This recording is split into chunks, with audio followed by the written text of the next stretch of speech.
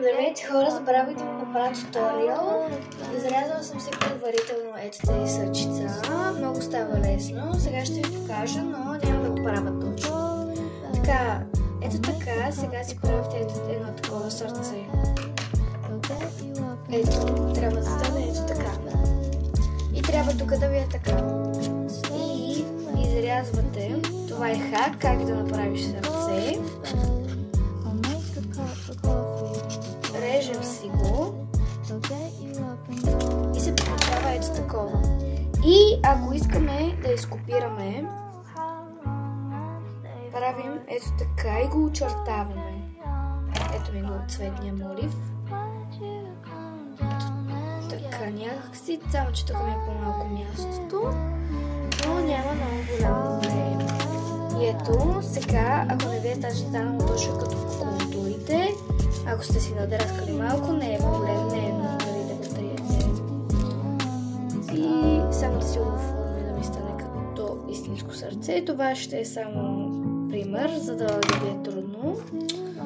И стана нещо такова, еднакво, но сега ще използвам ето тези. И сега слагате ги така, че да са първо по-добре да си ги отцветите. Аз ще ги отцветя с червено.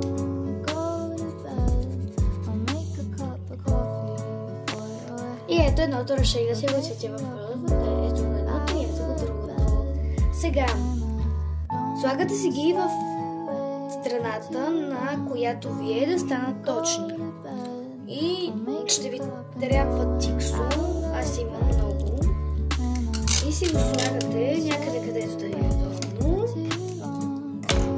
И сега взимате това тиксо, режете колкото ще ви трябва. Ето. И ето така. Първо ще залепя тази част. Залепих го цялото, но трябва да си оставите тук да имате пълнеж, защото иначе няма друг начин. И сега, за да стане най-меко, ще вземем този пластмасов плик. И сега режете си от пластмасовия плик. Примерно, толкова си изрязвате, ето. И колкото ви е достатъчно, пъхвате ето тук. Най-меко, аз съм правила такива, мога да ви покажа някакъв пример. Мога да ви го покажа на края на видеото. Да. И след като сте го напълнили хубаво както мен, залепяте с тиксо пак. Да. Залепяте. И да. Не е кой знае колко голям проблем. Ако сквишито ви се вижда нещо, може да го правите. И така хора, ако искате сквишито повече да ви издържи, взимате си пак тиксо и с това тиксо го залепяте цялото.